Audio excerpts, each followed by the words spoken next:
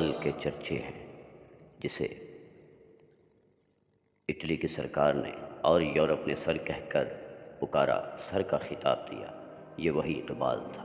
جی ہاں، بروز جمعۃ المبارک، عربی مہینے ذی قعدہ کی 3 تاریخ اور انگریزی مہینے نومبر کی 9 تاریخ 1877 کو جب سیالکوٹ کی فضا میں ابھی فجر کی اذانیں بلند ہونا شروع ہوئی تھیں، اس وقت شیخ نور محمد کے گھر میں ایک سرخ و سفید پیارے گول مٹول سے کشمیری بچے نے آنکھ کھولی۔ والدہ امام بی بی نے بڑی محبت سے اپنے بیٹے کا نام محمد اقبال رکھا۔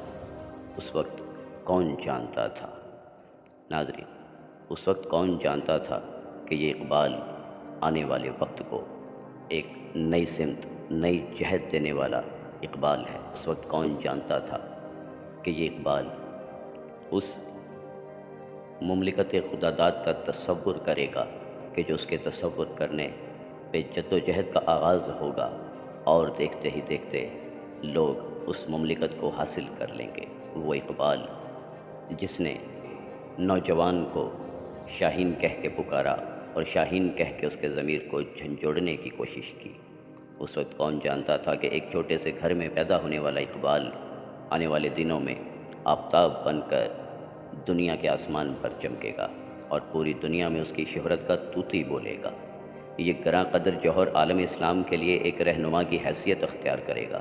اس کا کلام سوئی ہوئی امت مسلمہ کو جگانے کا سبب بنے گا اور مومن کا لہو گرمانے کے لیے اکسیر کا درجہ رکھے گا۔ مثال کے طور پر ہم علامہ محمد اقبال کی وہ نظم ہی لے لیتے ہیں جو ہم نے شعور کی زندگی میں داخل ہونے سے پہلے ہی اپنی اسکول اسمبلیوں میں ہاتھ لہرا لہرا کر پڑھنا شروع کر دی تھی۔ اس وقت ہمیں ان اشعار کے معنی اور مفہوم کی کوئی سمجھ نہ تھی، لیکن حرف حرف یاد ضرور تھی۔ میرے خیال میں کوئی پاکستانی ایسا نہیں ہوگا جو علامہ محمد اقبال سے عقیدت و محبت نہ رکھتا ہو، بلکہ پوری دنیا میں شاعری سے شغف رکھنے والے، عقیدت رکھنے والے علامہ محمد اقبال کو جانتے اور ان سے عقیدت رکھتے ہیں۔ محبت کا پہلا تقاضا ہی اطاعت و فرما برداری ہوتا ہے۔ عظیم اقبال نے ہمیں ہمارے بچپن میں ہی سکھا دیا کہ ہم نے کیسا انسان بننا ہے۔ یہ اس دعا میں بتا دیا جو ہم روز پڑھا کرتے تھے کہ لب پہ آتی ہے دعا بن کے تمنا میری، زندگی شمع کی صورت ہو خدایا میری۔ علامہ اقبال نے ہمیں صرف تصور پاکستان ہی نہیں دیا، بلکہ یہ ہمیں ماڈل بھی سمجھا دیا کہ اسلام کے نام پر حاصل کیے جانے والے ملک میں ہم نے کیسے انسان بن کر رہنا ہے۔ اس مقدس ارض پاک پر جاہلیت کی کوئی گنجائش نہیں۔ اس کے مکینوں نے صرف ایک دوسرے کے لیے ہی معاون و رہنمائی کا کام نہیں کرنا، بلکہ پورے عالم اسلام کے لیے امامت کا ذمہ سنبھالنا ہے۔ انہوں نے اپنے وطن کی پہچان اور زینت بننا ہے، علم سے محبت کی شمع اپنے دلوں میں جلانی ہے، کیونکہ کوئی بھی قوم علم و عمل کے بغیر ترقی نہیں کر سکتی۔ اپنے دلوں کے اندر اثار کی دولت پیدا کر کے معاشرے کے محروم لوگوں کو بھی اپنے ساتھ چلانا ہے اور ان کا معاون و مددگار بننا ہے، اپنے پیدا کرنے والے سے ہر پل صراط مستقیم کا طلبگار رہنا ہے۔ لیکن علامہ اقبال سے محبت کرنے والے پاکستانیوں، اب ہم ذرا اپنے احوال بھی دیکھ لیں۔ جو دعا ہم اپنے ننھے ننھے ہاتھ اٹھا کر اسکول اسمبلی میں روزانہ مانگا کرتے تھے، کیا اسے کبھی اپنے روز و شب پر بھی نافذ کرنے کی کوشش کی ہے؟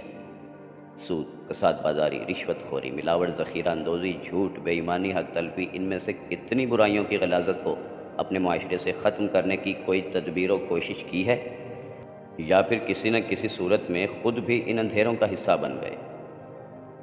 پیارے اقبال نے تو سارے عالم کے مسلمانوں کو دین اسلام کے حرم کی پاسبانی کے لیے ایک ہو جانے کی تلقین کی تھی۔ علامہ اقبال نے ہمیں اپنا شاہین کہا ہے۔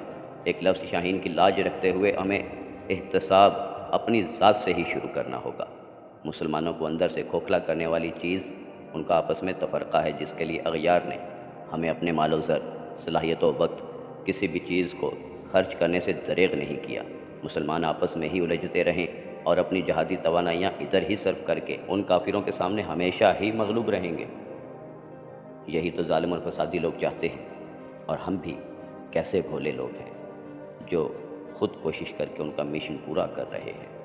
ہمیں اپنے علم و کردار کو علامہ اقبال کے اقوال، ان کی شاعری اور ان کے مشن کے مطابق بنانا ہوگا، اور ہمیں خود کو اس دعا میں ڈھالنا ہوگا جو علامہ اقبال نے ہمیں بچپن میں دی تھی۔ دور دنیا کا میرے دم سے اندھیرا ہو جائے،